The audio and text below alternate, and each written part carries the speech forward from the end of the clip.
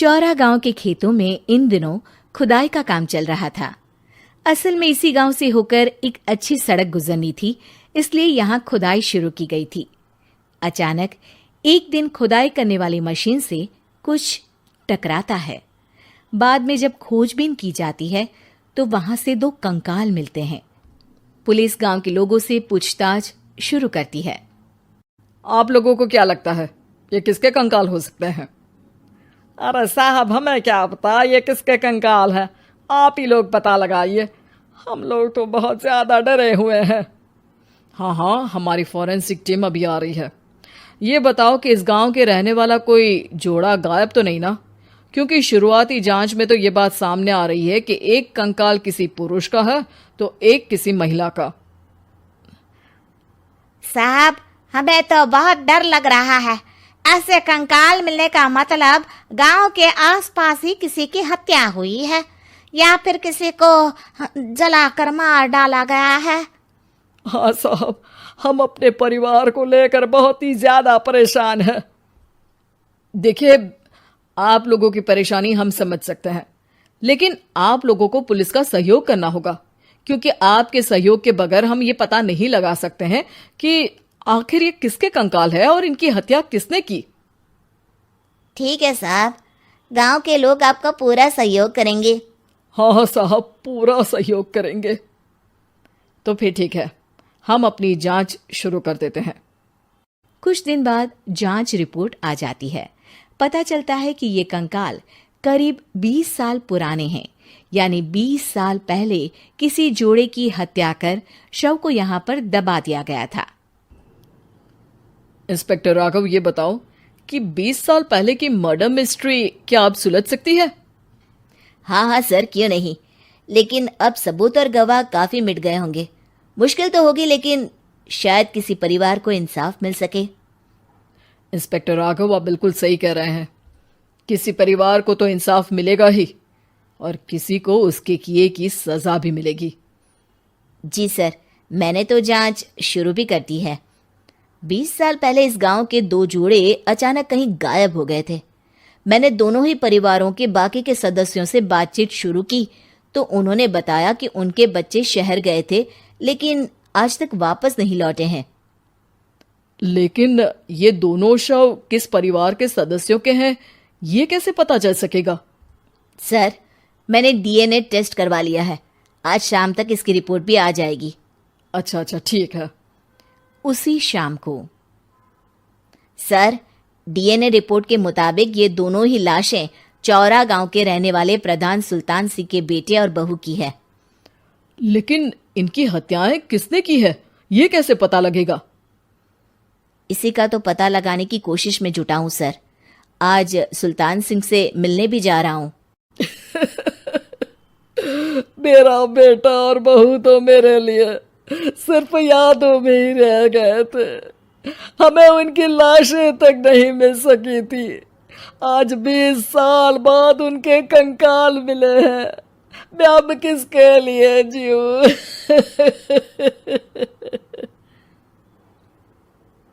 लेकिन सर, क्या आपकी किसी से कोई दुश्मनी थी? अपने बेटे बहू की हत्या के लिए आप किसे जिम्मेदार मान रहे हैं?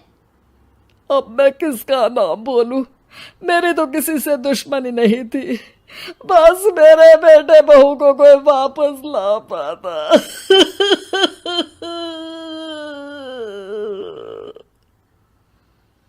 इसके बाद सुल्तान सिंह फूट फूट कर रोना शुरू कर देते हैं। सर, अब आप इनका अंतिम संस्कार करवा सकते हैं। कम से कम इनका शरीर ना सही, इनका कंकाल तो आपको मिला है। लेकिन हाँ, अगर आपको कुछ भी याद आए तो जरूर बताइएगा। मेरी तो बेटा अब उम्र हो गई है, लेकिन मेरे बेटे और बहू के हत्यारों का जरूर पता लगाइएगा, क्योंकि जब तक हत्यारे पकड़े नहीं जाएंगे मेरा मन नहीं मानेगा। सर, हमारी पूरी कोशिश रहेगी हत्यारे को पकड़ने की। लेकिन एक बात बताइए, उस वक्त आपको किस पर शक गया था? उस वक्त मेरे एक ड्राइवर को पकड़ा गया था, लेकिन सबूतों के अभाव में उसे छोड़ दिया गया था। अच्छा, और ड्राइवर पर कैसे शक हुआ था? क्योंकि उस दिन ड्राइवर छुट्टी पर था। उस समय लेकिन लाश क्यों नहीं मिल सकी थी? उस वक्त पुलिस ने बहुत कोशिश की थी, लेकिन दोनों की डेड बॉडी नहीं मिल सकी थी। ठीक है, हमारी तफ्तीश चल रही है, मैं फिर आऊंगा।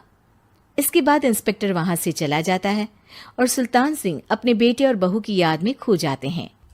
कुछ दिन बाद सुल्तान सर, एक बात बताइए, जब आपके बेटे बहू की हत्या हुई थी, उसी के आसपास आपके ही गांव का रहने वाला एक और जोड़ा उसी वक्त गायब हो गया था ना?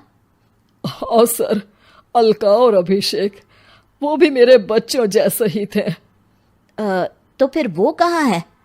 उनका भी आज तक पता नहीं चल सका, लेकिन बताते हैं कि कुछ साल पहले अभिषेक को गांव के ही किसी आदमी ने मुंबई में देखा था, लेकिन फिर वो गायब हो गया। यानी अभिषेक और अलका की हत्या नहीं हुई थी, बल्कि उन्होंने किसी वजह से खुद ही गांव छोड़ दिया था। हाँ, हो सकता है, क्योंकि अभिषेक मेरे बेटे संतोष का अच्छा दोस्त था और उसका मेरे घर भी आना जाना लगा रहता था। हो सकता है कि उसने मेरे बेटे और बहू के बारे में सुन लिया हो और ये गांव छोड़ दिया हो सकता है। उनके परिवार का कोई अब नहीं रहता क्या इस गांव में? अब तो कोई नहीं रहता। एक चाचा थे, लेकिन उन्होंने भी अपना पुश्तैनी मकान बेच दिया है। वो भी अब कहीं शहर में ही बस गए हैं। ओह, अभिषेक और अलका के बारे में भी पता लगाना होगा। हो सकता है कि वही इस हत्या के बारे में कुछ बता सके। हो तो सकता है, लेकिन वो बेचारे तो खुद ही वक्त के मारे थे, वो क्या बताएंगे। फिर भी सर, जब केस दोबारा खुला है तो जांच तो करनी ही पड़ेगी, और इस बार तो लाशें भी बरामद हुई है। कुछ दिन तक लगातार तफ्तीश चलती रही। एक दिन थाने से सुल्तान सिंह को फोन आता है। हाँ, कौन बोल रहा है? सर, मैं कांस्टेबल तुलाराम बोल रहा हूँ थाने से। आपको थाने आना पड़ेगा। थाने? लेकिन क्यों? सर, किसी की पहचान करवानी है। अच्छा ठीक है, मैं दोपहर तक पहुंचता हूँ। सुल्तान सिंह दोपहर में थाने पहुंचता है। कई पुलिस के अधिकारी वहां मौजूद रहते हैं। सर, आपके बेटे की हत्या का रहस्य आज शायद सुलझ जाए। अच्छा इंस्पेक्टर राघव, पर वो कैसे? सर, उस आदमी को देखिए, क्या वही अभिषेक है?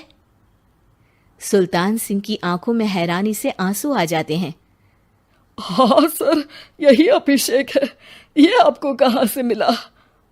सिर्फ अभिषेक ही नहीं, बल्कि इसकी पत्नी अलका भी इसके साथ है।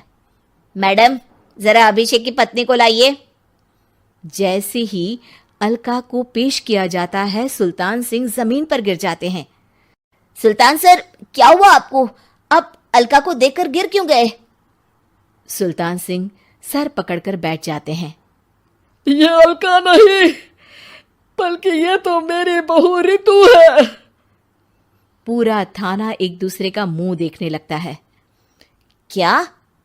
इसके बाद हर किसी को दो कंकाल और हत्या का रहस्य समझ में आ गया। अभिषेक और रितु ने मिलकर संतोष और अलका की हत्या की थी और लाश को जमीन के नीचे दबा दिया था। आज 20 साल बाद इस हत्या का रहस्य खुल सका था कि अवैध प्रेम संबंध में 2 मासूमों की जान गई थी। चुलबुली बहन विशाखा की शादी कुछ ही दिनों पहले कार्तिक नाम के एक लड़के से दुर्गापुर गांव में होती है। विशाखा अपने ससुराल में बहुत खुश होती है। एक बार विशाखा उदास बैठी होती है तो उसकी सास उसे आकर पूछती है, अरे बहू, तू इतनी शांत क्यों बैठी है? क्या हुआ बेटा? कुछ नहीं माँ जी, घर की याद आ रही थी। एक काम करना बेटा, अपनी छोटी बहन को बुला ले, तेरा मन भी लग जाएगा है? विशाखा ये सुनकर खुश हो जाती है और अपनी बहन शिखा को फोन करके बुला लेती है। शिखा विशाखा के ससुराल आ जाती है। टी, कैसी हो आप? अरे आ गई तू, मैं तो एकदम ठीक हो गई। शिखा पूरे परिवार से मिलती है। नमस्ते जीजू, कैसे हो आप? अरे बढ़िया बढ़िया, तुम बताओ। अरे कुछ नहीं जीजू। अरे आपकी शर्ट पर कॉकरोच है? कहाँ है? सॉरी जीजा जी। शिखा, आते ही तूने शैतानी शुरू कर दी, चल कमरे में। अगले दिन विशाखा रसोई में खाना बना रही होती है और तभी वहां शिखा आकर उसे पीछे से डरा देती है। वो! विशाखा डर जाती है और शिखा हंस पड़ती है। तू पागल है क्या शिखा? अभी मेरे हाथ से सब्जी गिर जाती ना। अरे दी, आपको क्या हो गया है? शादी से पहले तो कितनी मस्ती करती थी और अब एकदम बोरिंग हो गई हैं आप। ऐसा कुछ नहीं है शिखा। वो तो शिखा, चूहा कहाँ है? दीदी दीदी दीदी दीदी, मुझे चूहे से बहुत डर लगता है। कहाँ है चूहा? देखा शिखा, मैं कुछ भी नहीं भूली, मस्ती करना भी नहीं। सच में दीदी, आपने तो डरा ही दिया था मुझे। दोनों बहनें आपस में बात कर रही होती है, तभी शिखा को एक आइडिया आता है। दी, क्यों ना आज हम इन सबको डराए? नहीं नहीं शिखा, ये मेरा ससुराल है, यहाँ लोग मजाक में नहीं लेंगे तुम्हारी बात को। अरे दी, तुम भी ना कितना सोचती हो। रात में जब सब सो रहे होते हैं कि अचानक से विशाखा की सास को पायल की आवाज सुनाई देती है। वो आंगन में आकर देखती है तो आवाज आना बंद हो जाती है। अरे कौन है इतनी रात को? वो जैसे ही मुड़ती है तो देखती है कि सफेद साड़ी में एक औरत घूम रही है। वो डर जाती है और भागकर अपने कमरे में चली जाती है। वो औरत और कोई नहीं पर शिखा होती है। सास को डरा हुआ देख शिखा जोर जोर से हंसने लगती है।